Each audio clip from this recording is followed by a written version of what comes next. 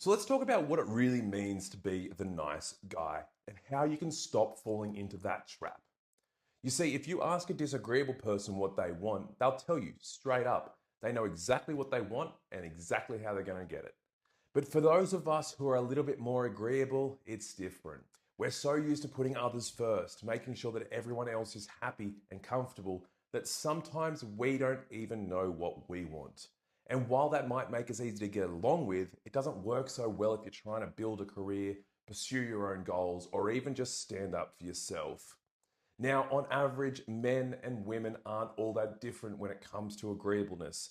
But when you look at the extremes, well, that's where it gets really interesting. The most agreeable people, usually women, and the most disagreeable people are men. And those extremes matter a lot. For instance, you'll find way more men in prison, and being low in agreeableness is a big predictor of that. But let's bring it back to the nice guy thing, right? Agreeableness is like playing a trading game. If you're agreeable, you're more likely to negotiate for others to make sure everyone else is taken care of. But if you're too agreeable, you can end up getting exploited because you're almost wired for it. Like how infants rely on their parents' agreeableness to get what they need. So, how do you stop being the nice guy? Well, one of the first things you need to do is learn how to say what you really think.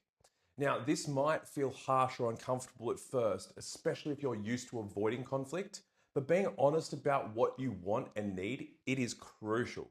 You've got to bring those thoughts and feelings to the surface, even if it feels a bit rough around the edges, say. In therapy, who are too agreeable, they often go through what's called assertiveness training.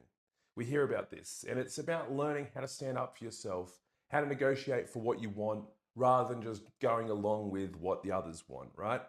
And here's the thing, being agreeable and conflict avoidant might keep the peace in the short term, but it's not really a great strategy for long term, whether it's relationships, at work, or just in life in general.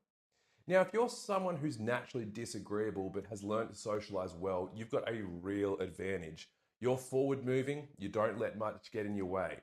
But if you're too agreeable, you might find yourself stuck, always trying to keep everyone else happy and losing sight of your own needs. So, to stop being the nice guy, you've got to start practicing assertiveness. Now, this means being okay with a little bit of conflict, saying no when you need to, and making your own needs and desires a priority. It's about finding that balance between being considerate of others and taking care of yourself. Now, another key point is to recognize when you're being too agreeable and take steps to change that behavior. For example, if you're always the one who compromises or puts others first, start by setting small boundaries, saying no to things that don't serve you, and practice being more direct about what you want. Remember, being agreeable isn't a bad thing. It's great to be kind and considerate, but not at the expense of your own happiness and goals. It's about knowing when to be nice and when to stand your ground. And here's a little extra tip. If you're choosing a partner or working with others, try to find those people whose temperaments aren't too far from yours. Now, you don't need someone exactly like you, but if you're super agreeable, being with someone who's a bit more assertive can help balance things out. Just be mindful of major differences like in openness or conscientiousness, because those can lead to bigger issues down the road.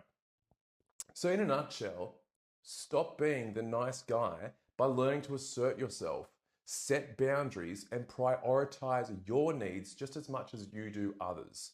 It's about finding that sweet spot where you can be kind without being a pushover and where you can pursue your goals without constantly worrying about keeping the peace. Now, if you found this video helpful and you think that others might be able to benefit from it, give it a like, share it with your friends, and also hit that subscribe button down below so you can not miss out on any of my future videos.